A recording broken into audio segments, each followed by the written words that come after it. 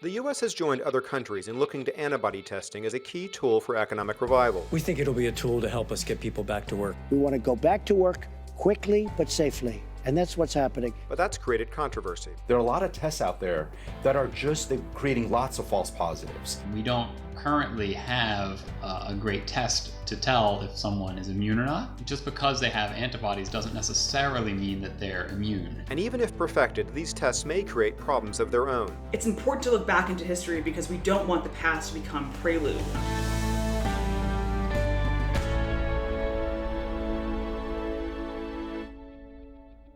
So imagine we've got great tests that we believe are picking up immunity. Before we roll something out like this, I think we have to be really sure that we're going to take care of those left behind. The alternative is that we end up with a two-tier society where there's some people who are employable, who can go out in public, and others who don't have jobs and who can't feed their family. And that's both unfair in terms of how we distribute goods in this society, but it also might have consequences for public health because it may incentivize people to go out and try to expose themselves to risks in order to have access to the economy and access to public life. And that's not something we want. History shows that concern isn't just theoretical, says Stanford historian Catherine Olivarius.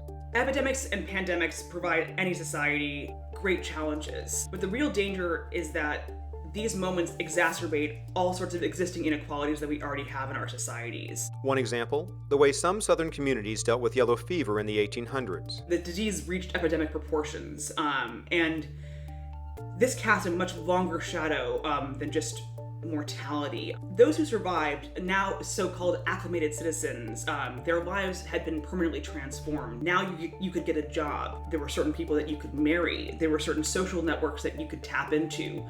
Banks were happier to extend you credit. All of these elements of life in the South were suddenly open to you. And so this became a pathway essentially to prosperity, a kind of prerequisite for having a job, a credential, like having a university degree or having language skills. This was touted as the sort of Rubicon moment, but of course it also created some very pernicious side effects. Epidemiological discrimination became one of many forms of discrimination that riddled society. Acclimation governed everything from the price of slaves to the ability to get life insurance. And newcomers would even seek out infection in the hopes of becoming immune to the disease. I've seen examples of young men hopping into the beds of their recently dead friends. They're literally risking their lives, seeking sickness as a pathway to prosperity. Over time, instead of improving healthcare to decrease the death toll, the leaders of New Orleans came to see the reoccurring waves of yellow fever as little more than natural selection at work.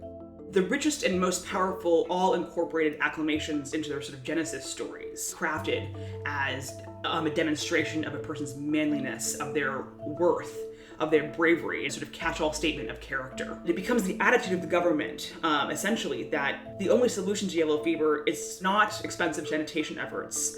In fact, the solution to yellow fever is more yellow fever. You know, they told us, Tucker, to follow the science. Well, what science? With frustration growing over the lengthy mitigation measures scientists say are necessary to combat COVID-19. I hate that we have to see each other as a disease now. Some pundits and U.S. policymakers are advocating that more people, not less, need to be infected. Herd immunity is the best way to get to a place where grandparents can once again hug their grandchildren. Herd immunity can occur when a critical mass of the population has been infected or vaccinated, helping to slow the virus's course. They tell you to hunker down. Tens of millions of Americans, as a result of this mitigation that Dr. Fauci and Dr. Birx are focused on, will not have developed any immunity to this.